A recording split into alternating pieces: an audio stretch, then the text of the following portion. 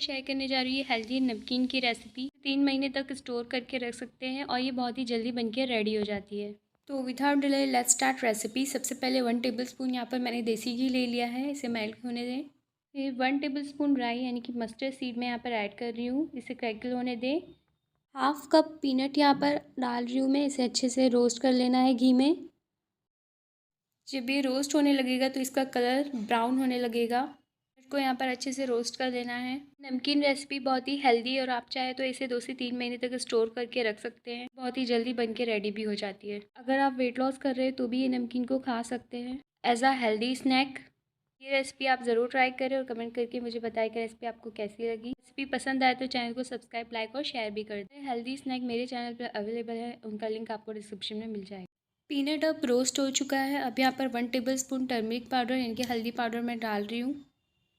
यहाँ पर आप करी लीव्स भी ऐड कर सकते हैं और साथ ही साथ आप चाहें तो यहाँ पे डाइस कोकोनट को भी इसी तरह से रोस्ट करके इस नमकीन में ऐड कर सकते हैं। मैं 1 कप फ्लैटन राइस यानी कि पोहा ले रही हूँ, उसे भी इस घी में अच्छे से रोस्ट कर लेना है। 2 से 3 मिनट तक आपको इसी तरह कंटिन्यूसली इसे स्टर करते रहना है ताकि ये अच्छे से रोस्ट हो जाए और जले भी ना। देख सकते हैं आप, ये अच्छे से रोस्ट हो गया है पोहा। अब यहाँ पर मैं नमक डाल रही हूँ, स्वाद अनुसार नमक डाल देना है। 1 टेबलस्पून यहाँ पर फ्लैक्सीड डाल रही हूँ मैं।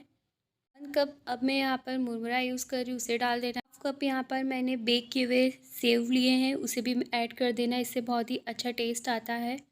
इन सभी इंग्रेडिएंट को अच्छे से मिक्स कर देना है। नमकीन से आप भेल भी बनाकर खा सकते हैं, बहुत ही अच्छा टेस्ट आता है, साथ ही साथ ये बहुत हेल्दी भी है। यहाँ पर मैंने ले लिया है पापड़। पापड़ को आपको इस तरह से पैन में रख के रोस्ट कर लेना है।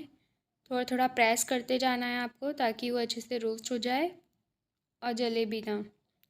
रोस्ट होने लगा है, अब इसे कर देना है फ्लिप। दूसरे साइड से भी अच्छे से सेक लेना है। ये देख सकते हैं आप, अच्छे से सिक चुका है। अब इसे कर लेना है क्रश, इस तरह से क्रश कर लें और इसे जो भेल बनाया था हमने नमकीन, उसमें ऐड कर देना है। इसमें आप 1 टेबलस्पून लेमन जूस डाल कर इसे सर्व करें, खाने में बहुत अच्छा टेस्ट आएगा। Thank you so much for